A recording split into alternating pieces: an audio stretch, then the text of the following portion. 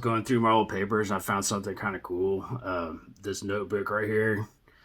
Um, I learned an important lesson, and then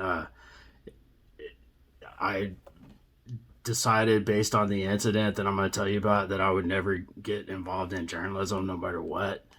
And then I'd be damned if I didn't do it for 20 years. I'll tell you some stories about that.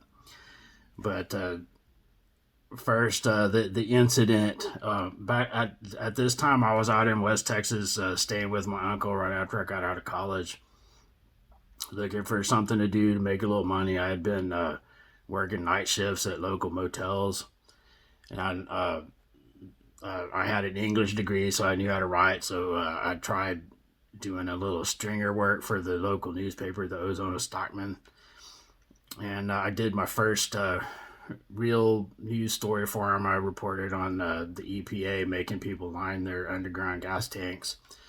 And then I did what started out like a fun deal where I went and did a feature story. I interviewed this old retired sheriff, and we got along real good. We had a good story. He told me about what uh, being a lawman was like back in the old days. And so I covered that. Went back to my uncle's place and late and slept off my night shift. And then I got woken up.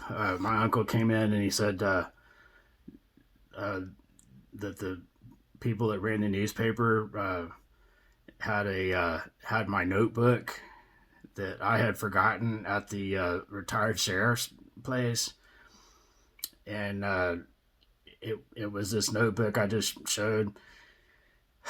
Um, and they said that the man had he was disturbed by some of the stuff he read there and some of the stuff he saw, and my blood kind of ran cold. It was a back then. It was the lesson I learned is don't ever keep a diary in the same notebook that you're gonna interview somebody because that's asking for trouble. So I was keeping my diary in this. I think there were some college notes in it, and I was always scribbling and drawing science fiction monsters and stuff like that. I had been reading a bunch of Stephen King. I was going to see if I could write a horror story. I didn't come up with anything good. But anyway, so this was like late 80s, so this would have been, or maybe early 90s. It was kind of on the tail end of the Satanic Panic. It was back when they kept having to change Halloween carnivals to fall festivals because of the devil and everything that rock and roll was the devil, and anything unexplained that anything happened, yeah, people would think it was the devil or that there was some kind of covert devil called going on. Anyway, so I probably scared the hell out of that poor old man, but it embarrassed the hell out of me, and so I just didn't go back. I didn't write any more stories for him. My uncle kept saying, they're wanting to see if you can. They liked your stories. They want to see if you will write anything else for them. And I was like, hell no, never again. And uh, sure enough, I ended up having to make a choice: night clerk at Motels Forever or get involved in journalism, which I did and fell in love with it, and until I wasn't.